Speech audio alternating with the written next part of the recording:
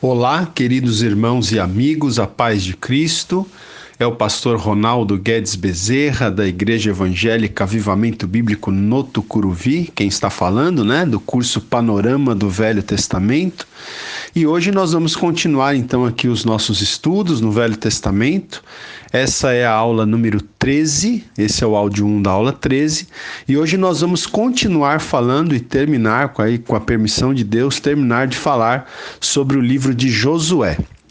Na aula anterior, nós fizemos uma introdução ao livro de Josué e falamos um pouquinho do conteúdo dos capítulos 1 a 6, Hoje nós vamos, então, aqui reiniciar o estudo a partir do capítulo 7, vamos aí até o final do livro.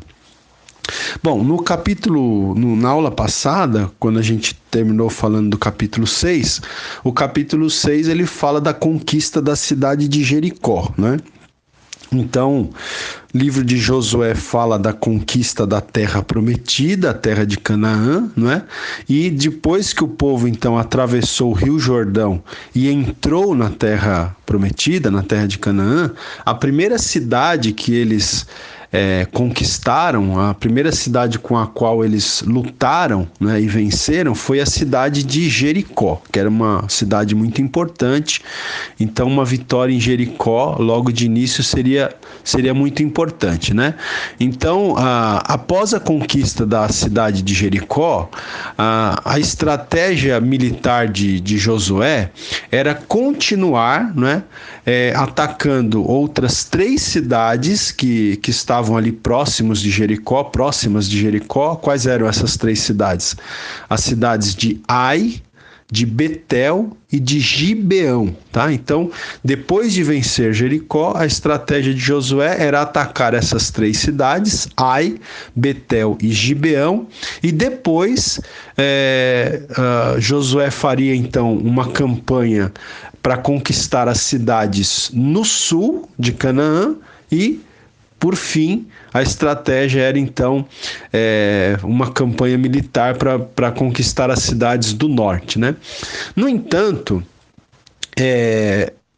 Josué, e o povo de Israel, eles sofreram um revés quando eles foram lutar contra a cidade de Ai, e eles foram enganados também pelos líderes da cidade de Gibeão, Então, eu estava aqui até lendo aqui o texto que eu estou me baseando, que é o texto do Wiersbe, E aí eu até fiz uma anotação aqui, eu escrevi assim: estava indo tudo bem até que surgiu um desobediente e até que se deixou de buscar a direção de Deus, Aí as coisas complicaram um pouquinho para o povo de Israel e complicaram um pouco para Josué, que era o líder ali. Então, o que foi que aconteceu? Vamos ver aqui com um pouco mais de detalhes,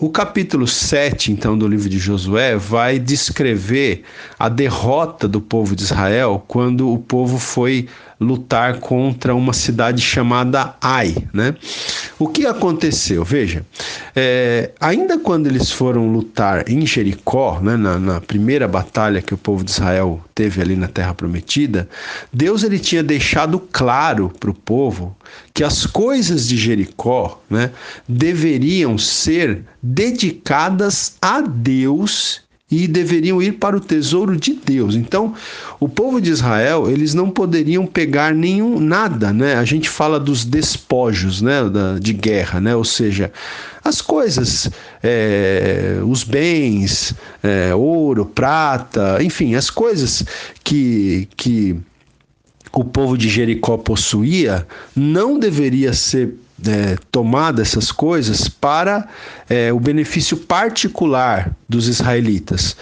Deus deixou claro que tudo que fosse conquistado na guerra ali contra Jericó deveria ser consagrado, deveria ser dedicado a Deus, ao tesouro de Deus.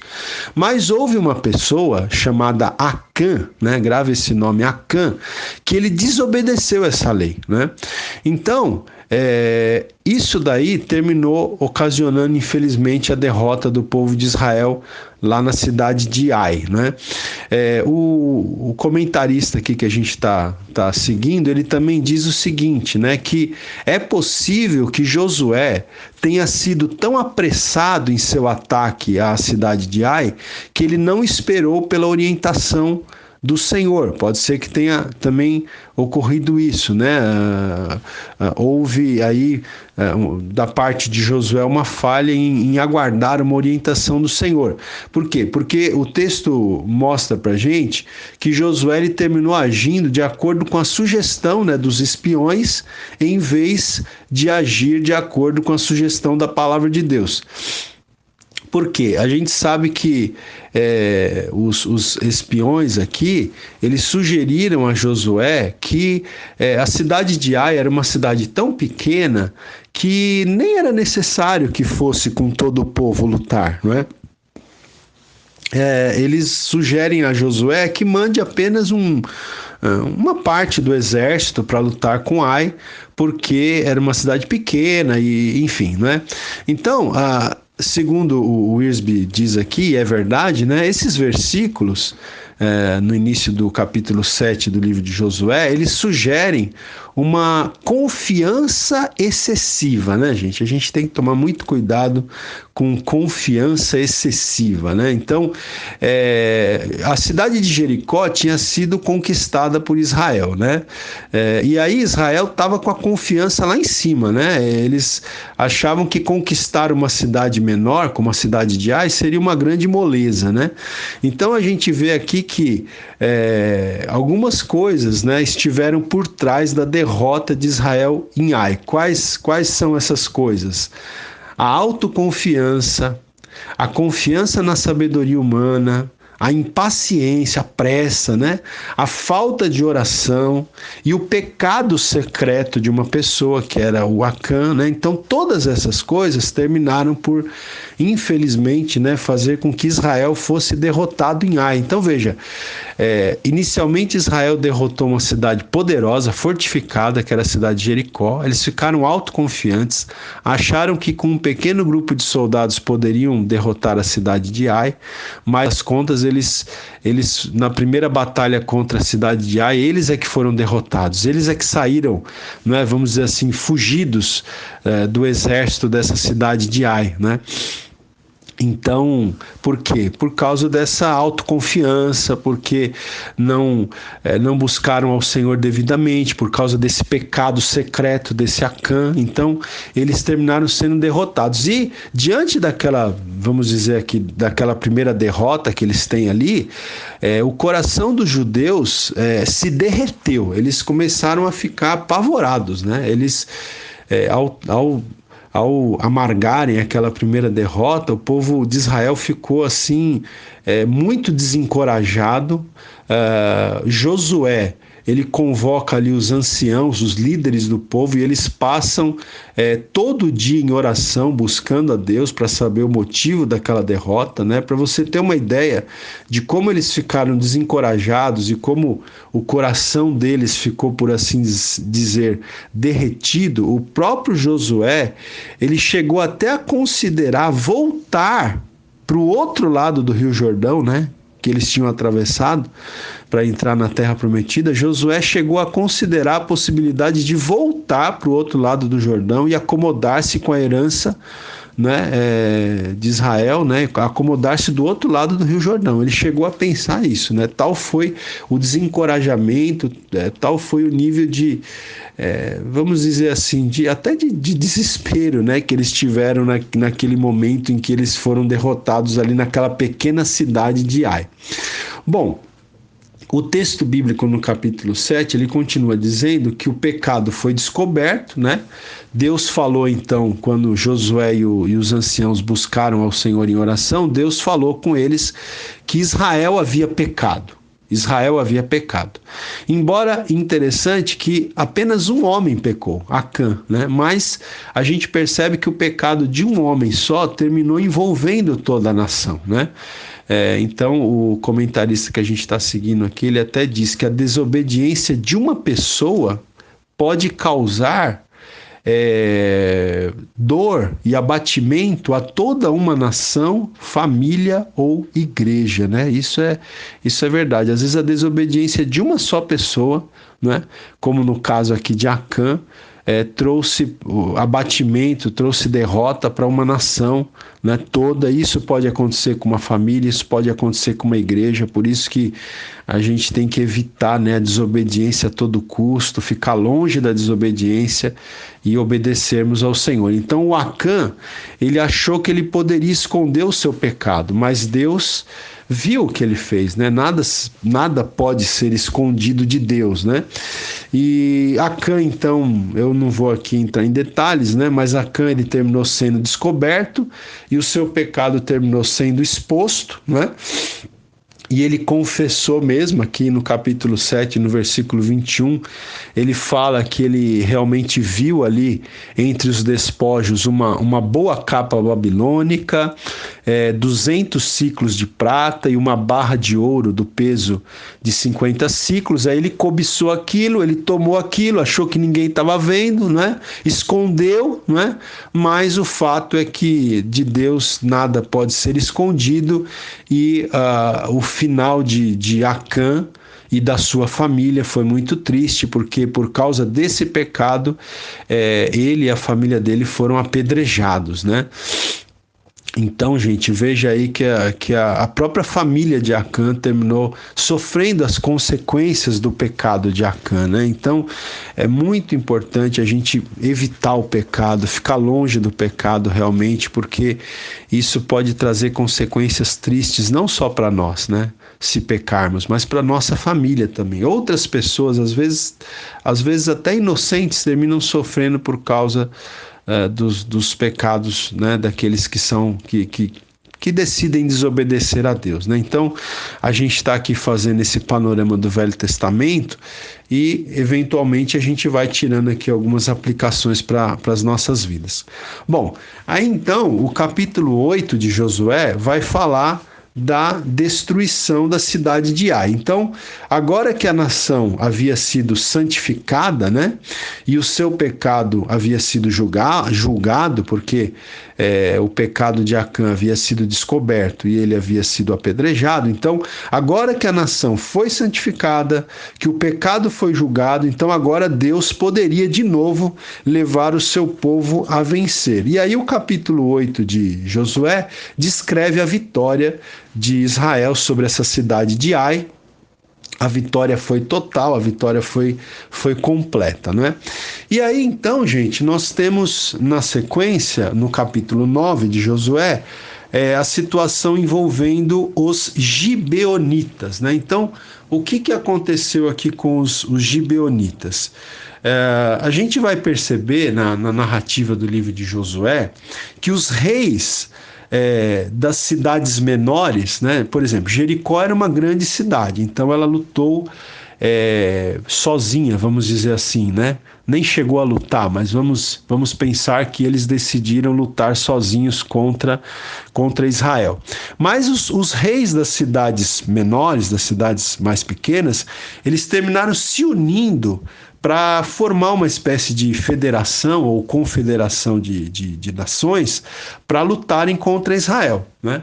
No entanto, teve um povo que foram os gibeonitas, o povo que habitava a cidade de Gibeão.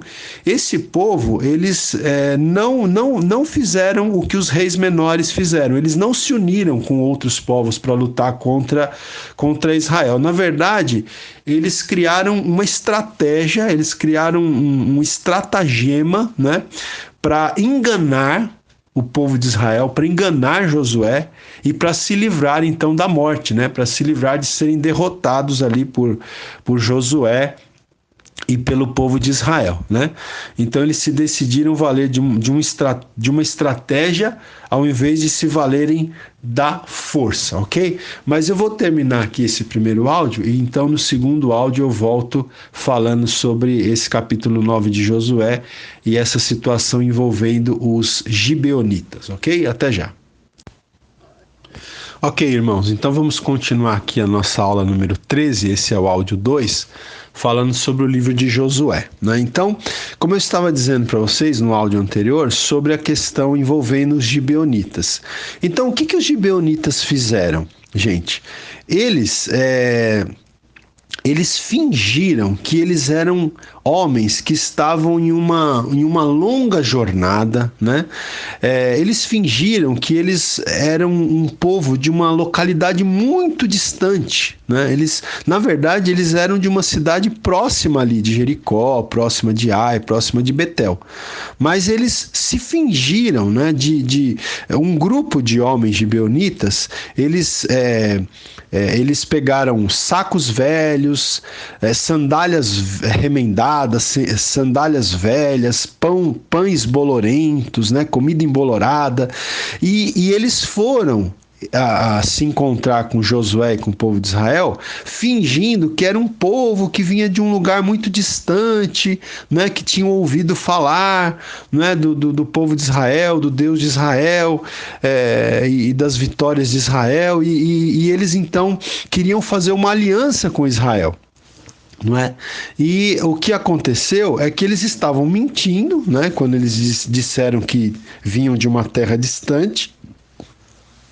E o que acontece é que Josué e os anciãos de Israel, o texto bíblico diz isso muito claramente, diz que eles não buscaram o conselho do Senhor a respeito desse assunto, né?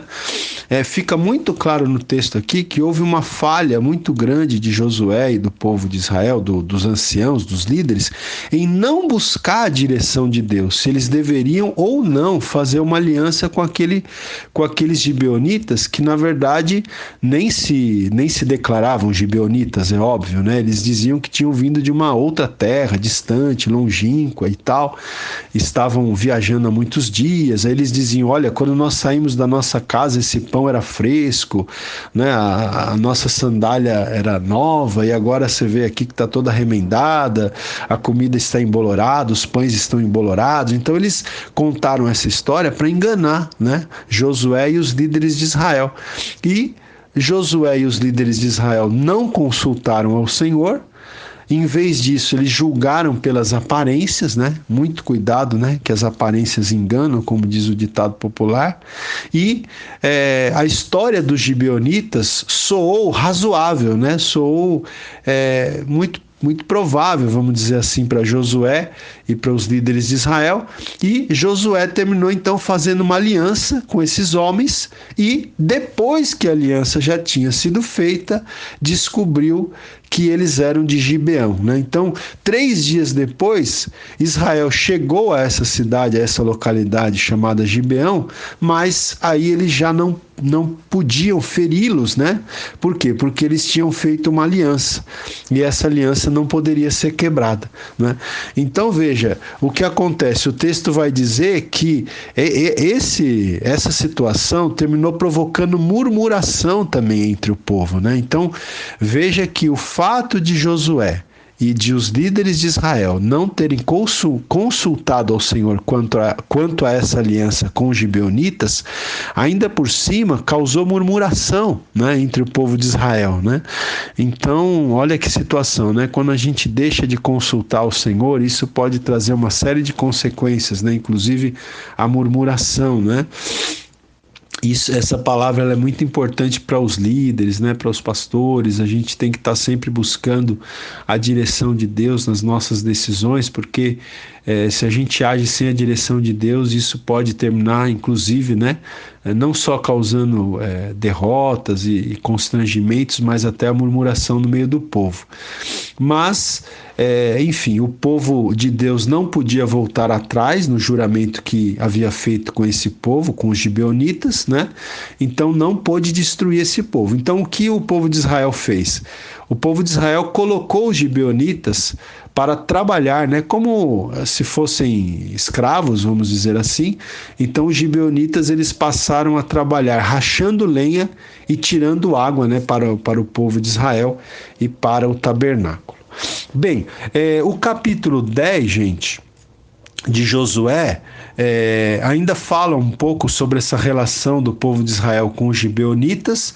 Então no capítulo 10 a gente vê que Josué ele é obrigado, não só a não destruir, mas até mesmo a defender, né, os gibeonitas por causa da aliança precipitada que ele havia feito com os gibeonitas, né? Então a gente tem que também, uma aplicação para a gente aqui, né, irmãos? Nós temos que tomar muito cuidado também com as alianças erradas, né? Com as alianças precipitadas que a gente muitas vezes pode fazer, né? Muito cuidado, vamos buscar a direção de Deus para não fazermos uma aliança precipitada, errada, né? Com ninguém, né? Vamos sempre buscar a direção de Deus. Então veja que o erro aqui de Josué e dos líderes foi não buscar a direção de Deus, que assim não ocorra conosco. Bom, gente, os capítulos 11 e 12 de Josué, eles vão falar da conquista final da terra, tá? Então, os capítulos 11 e 12, eles vão resumir, então, o restante das batalhas, né, de Josué e do povo de Israel ali em Canaã, a conquista dos povos ao sul, a conquista dos povos ao norte de Canaã, né, enfim, a conquista final da terra, tá? É provável até que esses capítulos 11 e 12, eles incluam aí um período de mais ou menos uns 5 anos, tá? Esse período de entrada na Terra Prometida, de luta com esses povos que estavam ali, ele levou mais ou menos aí, muito provavelmente, em torno de uns 5 anos, tá bom? Bom, aí depois que a Terra havia sido conquistada, nós vamos ter a divisão da terra entre as tribos, né? Então lembre-se que o povo de Israel ele era composto de 12 tribos, que eram os 12 filhos de Israel, né? Os 12 filhos de Jacó. Então, dos capítulos 13 até o capítulo 22 do livro de Josué, esses textos eles vão falar para nós sobre a divisão da terra que havia sido conquistada entre essas 12 tribos dos filhos de Israel. Então, Josué, o líder do povo de Deus aqui, ele lidera esse processo de divisão das terras entre as tribos. Mas, no meio desses vários capítulos aqui, dos capítulos 13 ao 22, nós temos 2 capítulos que se destacam muito, que são os capítulos 14 e 15, e eu gostaria de falar um pouquinho sobre esses 2 capítulos, porque esses 2 capítulos, eles vão falar sobre um personagem muito importante também aqui no livro de Josué, né? Não só no livro de Josué, esse personagem ele é muito importante também, ele aparece lá no livro de Números, vocês vão se lembrar dele, que é Caleb, né? Caleb é um personagem muito importante também nesse processo e Caleb, gente, é um grande exemplo para nós, né? A história de Caleb é muito bonita, é muito interessante e serve de um grande exemplo para nós. Caleb ele se sobressai como um grande herói da fé, né? Nós somos informados 6 vezes aí no texto bíblico, 6 vezes nós somos informados de que Caleb perseverou em seguir ao Senhor. Então Caleb ele perseverou em seguir ao Senhor. Isso é interessante que o texto bíblico fala isso fala isso 6 vezes. Fala em Números, capítulo 14, capítulo 32, fala em Deuteronômio, capítulo 1, e fala em Josué, capítulo 14, mais 3 vezes. Então, 6 vezes a Bíblia afirma que Caleb perseverou em seguir ao Senhor, né? Por isso ele é uma pessoa que é considerada aqui um herói da fé, um vencedor, né? Então, já até lanço uma pergunta aqui, quanto a nós temos perseverado em seguir ao Senhor, não é? Então veja, Caleb, ele foi um homem que se entregou totalmente ao Senhor. E ele obedeceu completamente a palavra do Senhor. Então, o autor que eu estou seguindo aqui, o Warren Wiersbe, ele fala de quatro estágios na história espiritual de Caleb. Vamos ver então quais são esses 4 estágios. O primeiro estágio, ele fala aqui de Caleb, o sofredor. Por que Caleb, o sofredor? Porque, ao que tudo indica, Caleb deve ter nascido no Egito, né? Já que Caleb ele tinha 40 anos naquela ocasião em que o povo estava lá acampado em Cades Barneia, né? Lembra-se que então Caleb foi um dos 12 espias que foram enviados para espiar a terra naquela ocasião, né? Lembra-se, mais ou menos lá 1 ano, 2 anos depois que eles tinham saído do Egito, quando Moisés manda os 12 espias para espiar a terra, né? Era para o povo já ter entrado na terra naquela época, mas por causa da incredulidade dos 10 espias e por causa da incredulidade de todo o povo de Israel termina então andando errante por mais 38 anos pelo deserto, né? Só que a gente lembra que Caleb e Josué foram os 2 únicos espias dos 12, né? Eles foram os 2 únicos que deram um relatório positivo, né? Então, naquela época que aconteceu isso, em Cades Barneia, na época que Moisés enviou aqueles 12 espias, Caleb ele estava com 40 anos naquela época. A Bíblia nos permite entender que Caleb tinha 40 anos. Então, como eles haviam saído do Egito há mais ou menos 2 anos, então, obviamente, Caleb ele deve ter nascido no Egito, né? Então, ele nasceu escravo, mas morreu um herói. Então Caleb ele nasceu escravo porque nasceu no Egito, mas ele morreu um herói. Então essa primeira fase da vida de Caleb é um tempo de sofrimento, por isso que ele coloca aqui Caleb o sofredor, porque ele era escravo no Egito, mas depois termina saindo do Egito, né, sob a liderança de Moisés com todo o povo de Israel. Depois o Wiersbe apresenta para nós aqui Caleb, o defensor, que é aquele texto então que está lá em Números 13 e 14, né? Em que ele diz aqui que Caleb e Josué estavam entre os espiões. Lembra? Eu acabei de falar há pouco, né? Entre os 12 espias.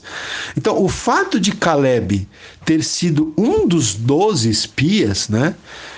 Isso mostra que Caleb tinha uma posição de confiança também, né? Que ele desfrutava uma posição de confiança na nação de Israel, porque, obviamente, ali foram aqueles 12 espias, né? Foram escolhidos entre as pessoas de confiança da nação de Israel, uma pessoa representando cada uma das tribos de Israel, né?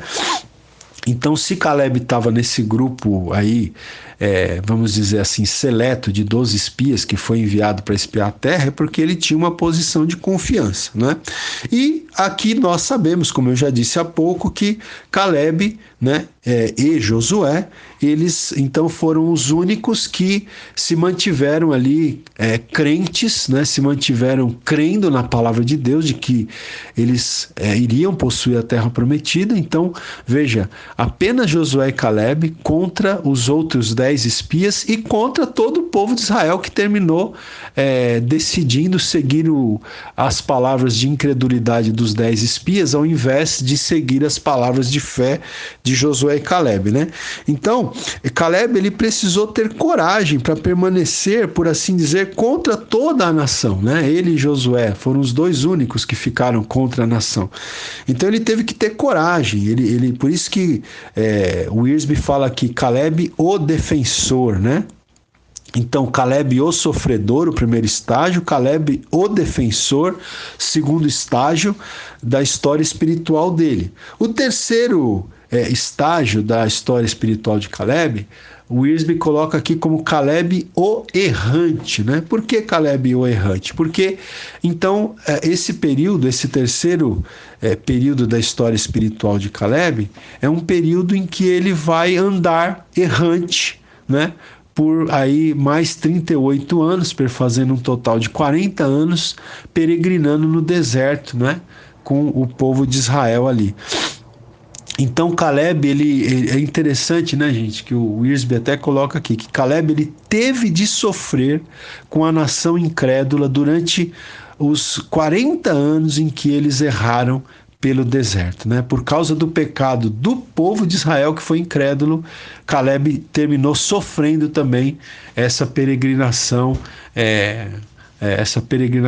né, de 38, 40 anos, que poderia ter sido evitada.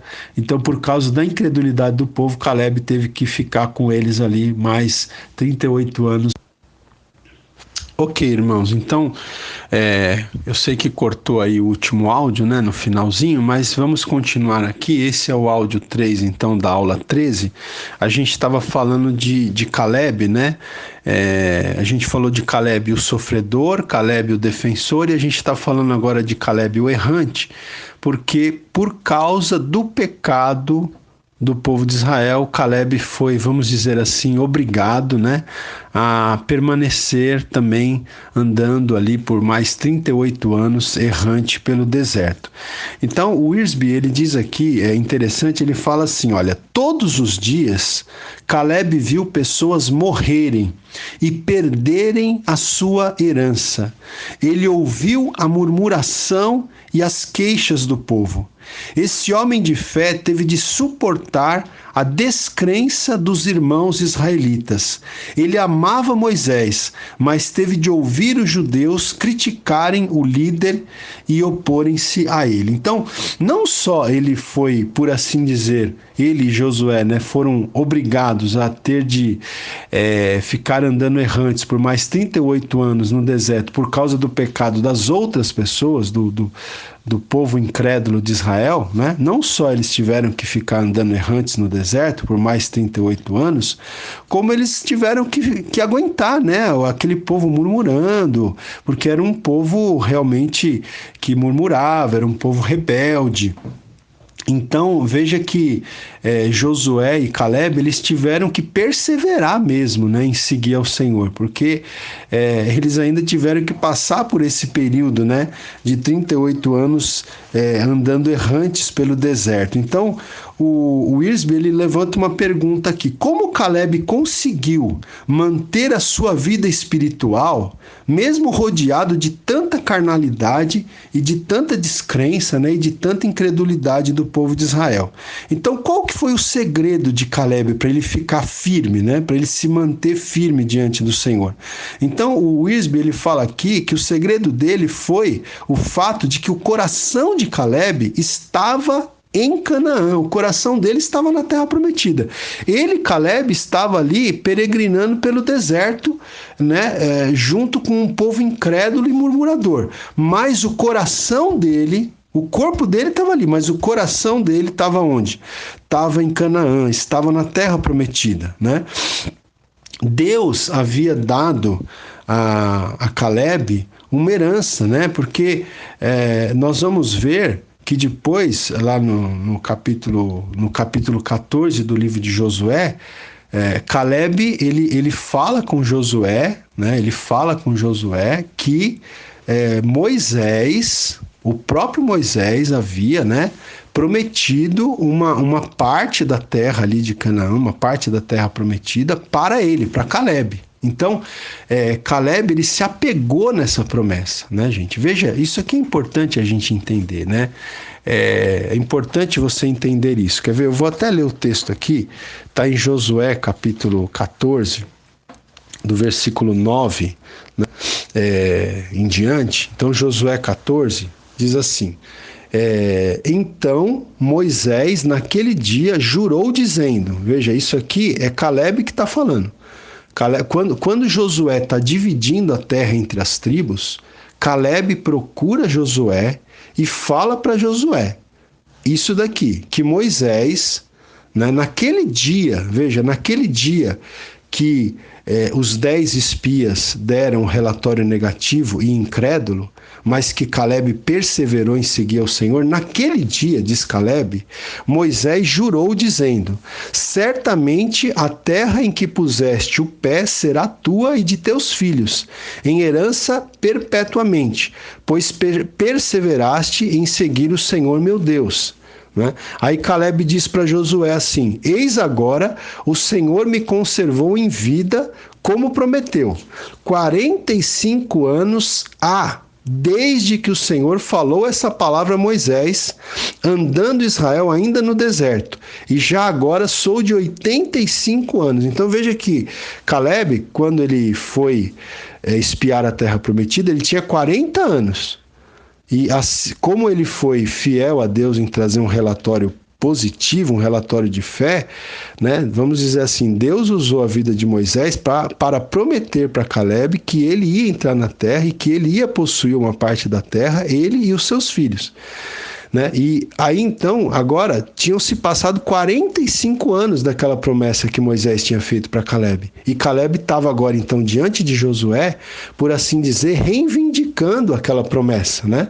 Então ele diz aqui, olha, 45 anos, né? Ou seja, 45 anos se passaram desde que o Senhor falou esta palavra a Moisés. Né?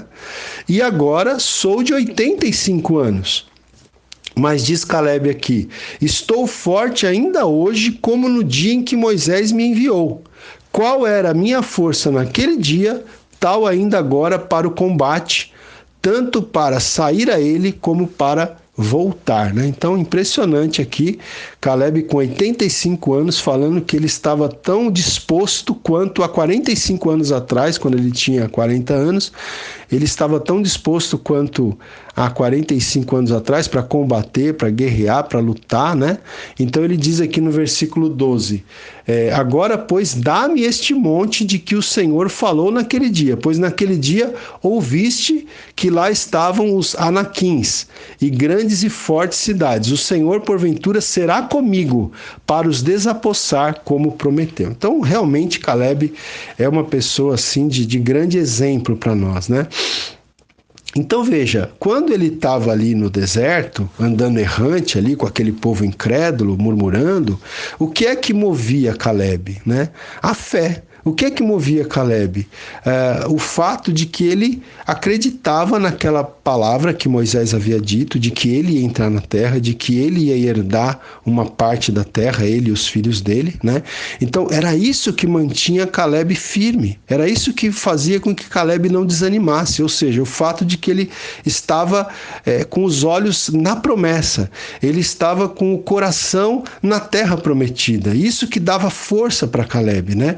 Deus tinha dado a ele uma herança maravilhosa, uma promessa maravilhosa. E embora o seu corpo estivesse no deserto, a sua mente e o seu coração estavam na promessa, estavam em Canaã, estavam na terra prometida. Né? Então veja, diz aqui o Wiersbe ainda, Caleb resistia às provações do deserto porque ele sabia que não precisava temer a morte. Porque ele tinha a herança que Deus havia prometido. E Deus não o abandonaria, né? Então, eu lendo essa frase aqui, eu até escrevi também aqui uma frase, eu escrevi o seguinte, quem tem promessa de Deus não morre antes do cumprimento da promessa. Caleb sabia, ele via todos os dias pessoas incrédulas morrendo ao lado dele, porque até mesmo Deus tinha dito que aquela geração incrédula iria morrer no deserto, né? Então Caleb todo dia via pessoas morrendo ao seu lado, à sua direita e à sua esquerda, mas ele sabia que ele não morreria, porque ele tinha uma promessa de que ele ia entrar na terra prometida, porque ele havia tido fé e ele continuava mantendo a fé. E Deus tinha uma promessa na vida dele. E quem tem promessa de Deus não morre antes do cumprimento da promessa. Caleb sabia que podia cair, né, o mundo do lado dele, mas ele não morreria, porque havia uma promessa de Deus para a vida dele e Deus é fiel para cumprir as suas promessas. Amém, queridos? Então, é assim na nossa vida também. Se Deus tem uma promessa na sua vida, você não vai morrer antes do cumprimento dessa promessa. E outra coisa, no meio dessa geração, desse tempo difícil que nós estamos vivendo, você tem que manter os seus olhos, o seu coração e a sua mente na promessa de Deus, na herança de Deus, né? Você não pode cair na incredulidade, na murmuração, mas você tem que andar em fé, porque o justo viverá pela fé. E aí, então, o quarto estágio da história espiritual de Caleb, que o Wiersbe coloca aqui pra gente, é Caleb o vencedor. Então, a primeira etapa, Caleb o sofredor, né, que a gente já falou. A segunda etapa, Caleb o defensor, né?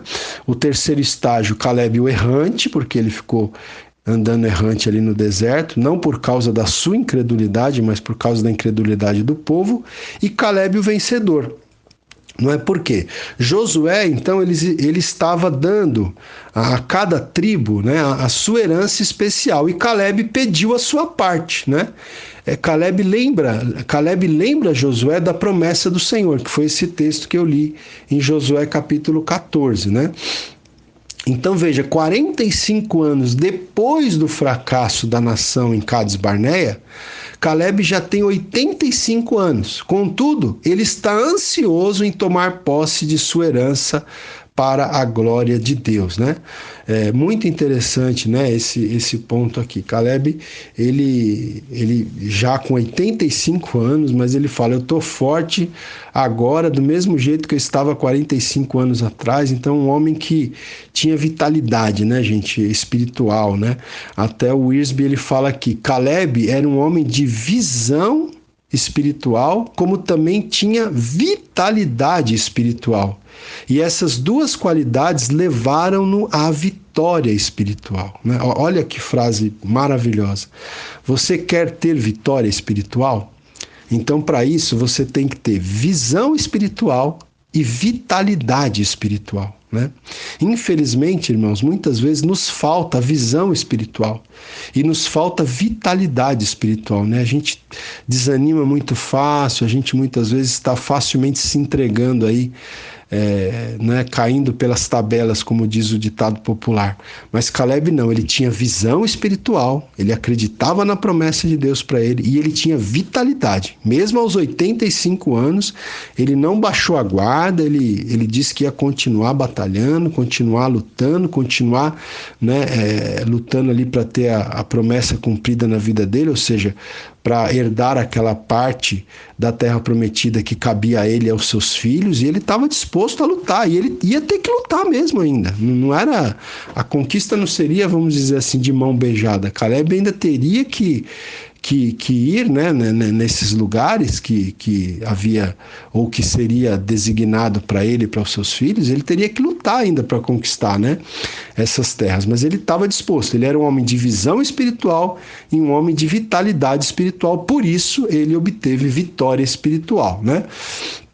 Deus prometera a Caleb a herança e Caleb tinha fé de que Deus cumpriria a sua promessa, né? Então até o Wiersbe, ele coloca uma frase também interessante aqui, ele diz assim, a descrença vê os gigantes, a fé vê Deus. A descrença depende do senso comum do homem, a fé repousa totalmente na palavra de Deus, né? Então é isso, essa é a diferença de Caleb para os outros judeus, para os outros israelitas, né?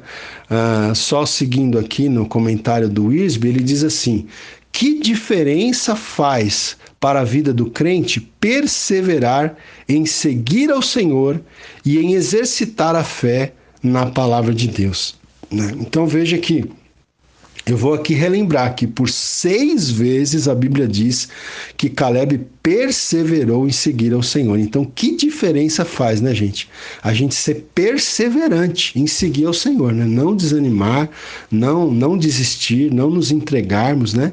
Então, aqui ele continua dizendo, a dedicação e a fé de Caleb salvaram-lhe a vida, deram-lhe uma herança, venceram o inimigo e possibilitaram que enriquecesse a família pelos anos por vir. Então a dedicação e a fé de Caleb, né, foi o motivo de que a vida dele foi salva, que ele não caiu morto no deserto como os outros israelitas incrédulos, né? A dedicação e a fé de Caleb o ajudaram, possibilitaram a vitória sobre o inimigo, possibilitaram que ele possuísse uma terra e enriquecesse a família dele pelos anos que viriam, né?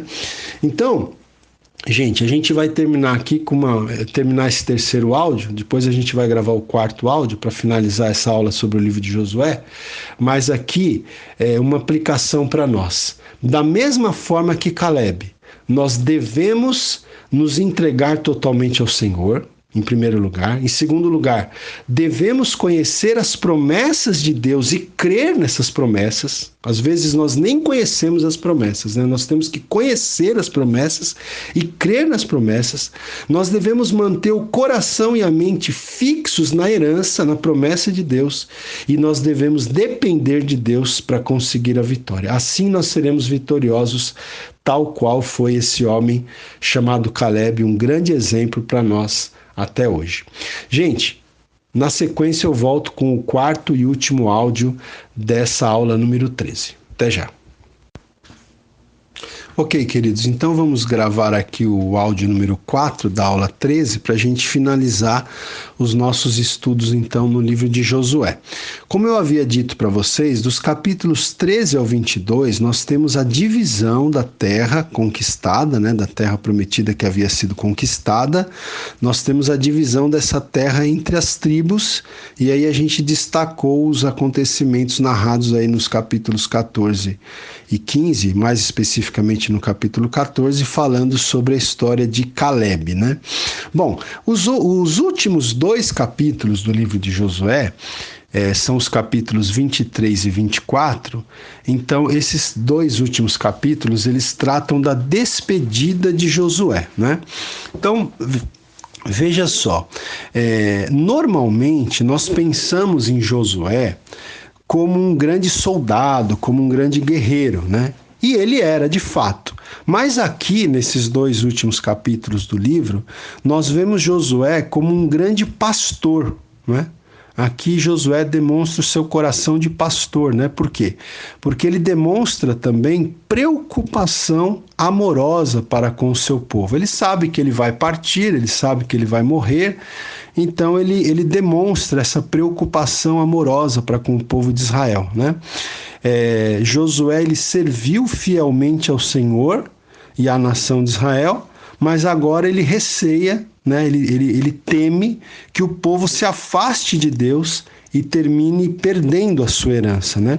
Então a gente vai ter aqui esses discursos de Josué aqui no final do livro de Josué.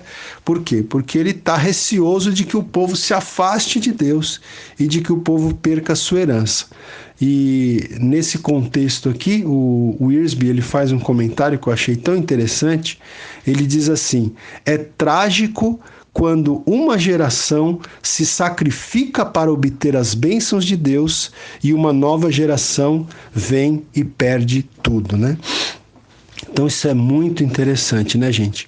Josué tinha a preocupação, né, de que a geração que viesse a seguir perdesse aquilo que com tanto sacrifício a geração de Josué havia conquistado, né? Então a gente não pode deixar, como diz o ditado popular, a gente não pode deixar a peteca cair, né?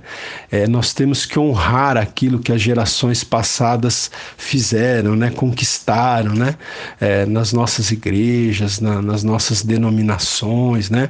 A gente não pode realmente deixar de manter, né? E até de melhorar as conquistas que foram efetuadas no passado. Bom, o capítulo 23 de Josué, então, traz o discurso de Josué para os líderes, né?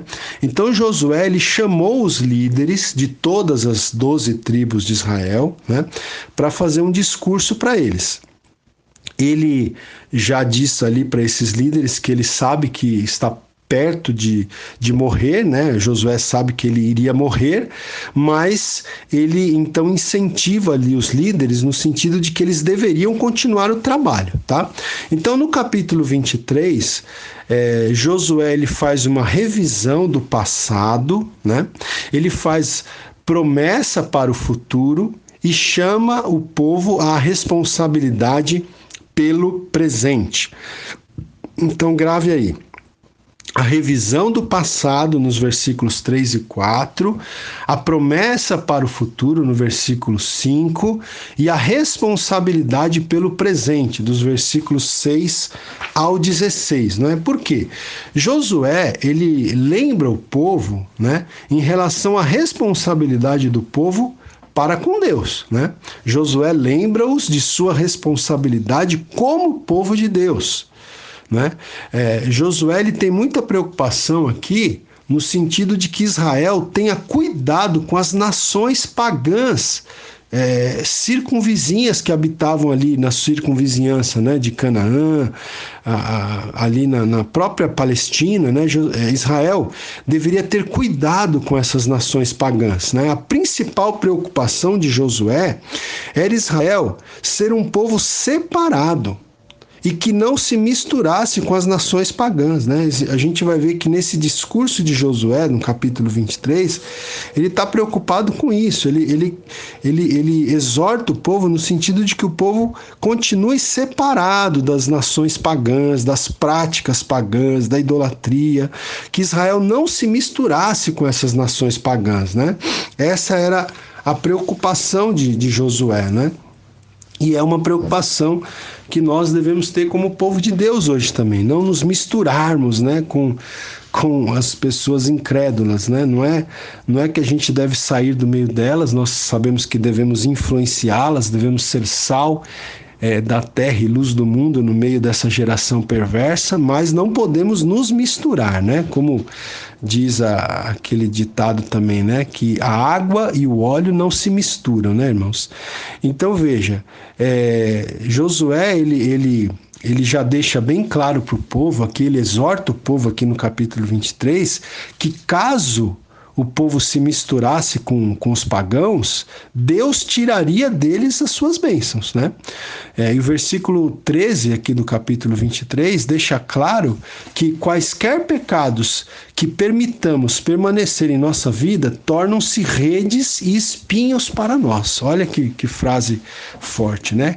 Quaisquer pecados que nós permitamos que permaneçam em nossa vida tornam-se redes, né, para nos prender, e tornam-se espinhos para nós. Então, queridos, se há algum pecado, né, que tem permanecido, prevalecido em nossa vida, vamos abandonar, vamos confessar, vamos abandonar, porque esses pecados terminam se tornando em laço e espinho, né?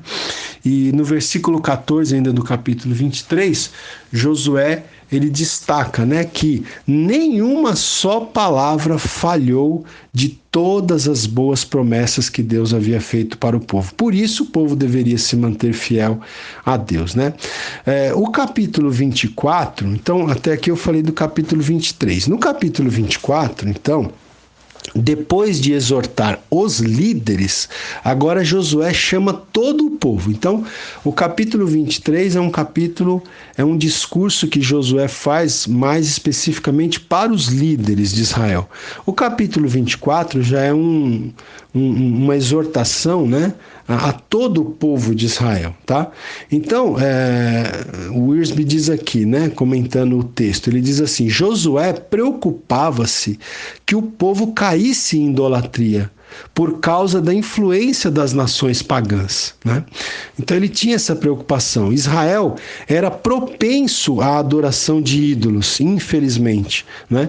E Josué sabia que a idolatria faria com que perdesse a sua herança. Josué tinha claramente na sua mente que se o povo fosse atrás da idolatria dos povos vizinhos, né, isso iria fazer com que o povo perdesse a sua herança ali, perdesse a terra prometida, fosse levado cativo, né? Então, Josué, nesse último discurso aqui, no capítulo 24, ele usa vários argumentos a fim de encorajar o povo a se dedicar, a se devotar totalmente ao Senhor, né? Então, na verdade, Josué ele usa 4 argumentos principais para que o povo fique firme com o Senhor. Quais são esses argumentos? O primeiro argumento que Josué usa é a bondade de Deus no passado. Isso está dos versículos 2 ao 13. Então, Josué ele relembra para o povo de Israel toda a bondade de Deus para com o povo, né? Ele relembra que o Senhor deu a terra a Abraão, a Isaac, a Jacó, que o Senhor protegeu os judeus no Egito, que o Senhor libertou o povo dele com mão poderosa ali do Egito, que Deus guiou o povo pelo deserto, proveu o maná, que o Senhor derrotou as nações, né, ali de Canaã por causa deles, que o Senhor os fez passar o Jordão, que o Senhor os trouxe à terra prometida, que o Senhor expulsou os inimigos que tinham diante deles. Então, Josué, ele usa aqui a bondade de Deus para com o povo como um argumento de que o povo deveria se manter fiel ao Senhor. Deus havia sido bondoso com eles até aquele momento, então por isso eles deveriam se manter fiéis ao Senhor, né? Outro argumento, o segundo argumento, foi o exemplo do próprio Josué que está nos versículos 14 e 15. É aqui que a gente tem aquele famoso versículo que Josué diz assim, olha, eu e a minha casa serviremos ao Senhor, né? Josué fala com o povo, olha, vocês vejam aí, pensem aí o que vocês vão fazer da vida de vocês, a quem vocês vão servir. Quanto a mim, eu e a minha casa serviremos ao Senhor.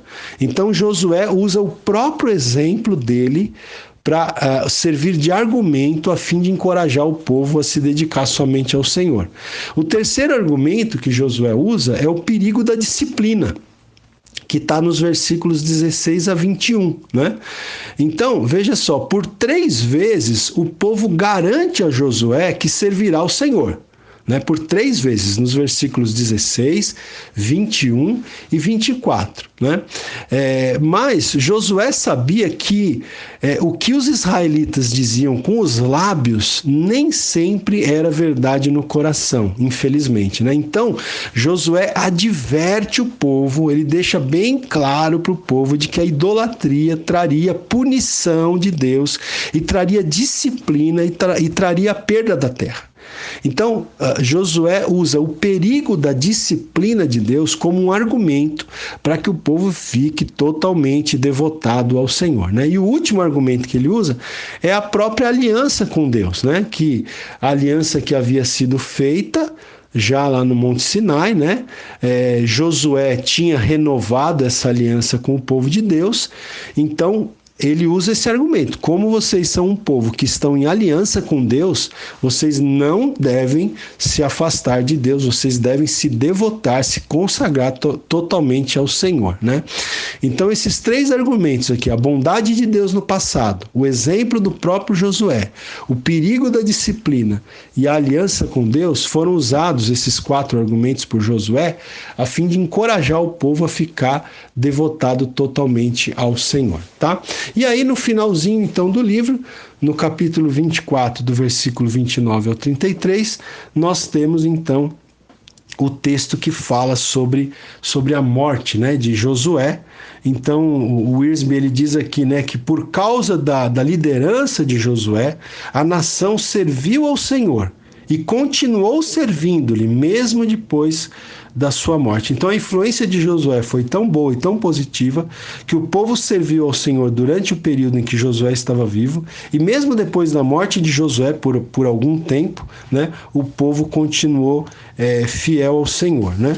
Esses últimos versículos do livro de Josué, irmãos, eles falam também, eles registram 3 sepultamentos, né? O sepultamento de Josué, o sepultamento de José e o sepultamento de Eleazar. Por que o sepultamento de José, se ele já tinha morrido tanto tempo antes, séculos antes, na verdade, né? É porque os israelitas, né, vamos dizer assim, os irmãos de José, o povo de Israel, eles tinham prometido sepultar os restos mortais de José em Canaã, né? Então, quando o povo de Israel saiu do Egito, mesmo depois de aproximadamente 400 anos depois da morte de José, né? Mesmo depois de 400 anos depois da morte de José, quando o povo de Israel sai do Egito, eles levam os restos mortais de José para sepultarem ali em Canaã, como havia sido prometido a José que eles fariam. Então, por isso que aqui nesses últimos versículos do livro de Josué, nós temos o sepultamento do próprio Josué, que é o escritor do livro, que liderou o povo na conquista da terra. Temos relatado também o sepultamento de José, cujos restos mortais foram trazidos do Egito e sepultados ali em Canaã, e o sepultamento de Eleazar, ok? Bem, gente, uma última frase aqui, né? Lembremos-nos, ao terminar esse livro, que Cristo é o nosso Salvador e que Ele luta nossas batalhas por nós e ajuda-nos a tomar posse da nossa herança. Amém? Esse livro de Josué é um livro que fala de conquista, de posse da herança, né? E Cristo, que é o nosso Senhor, que é o nosso Salvador, que certamente esteve ajudando o povo ali na conquista da Terra Prometida. Ele também luta as nossas guerras, luta as nossas batalhas, né? E ele nos ajuda a tomar posse da nossa herança espiritual. Amém, queridos? Assim encerramos o estudo do livro de Josué. Na próxima aula, permitindo Deus, voltaremos falando sobre o livro de Juízes. Deus abençoe a sua vida e até lá, permitindo Deus.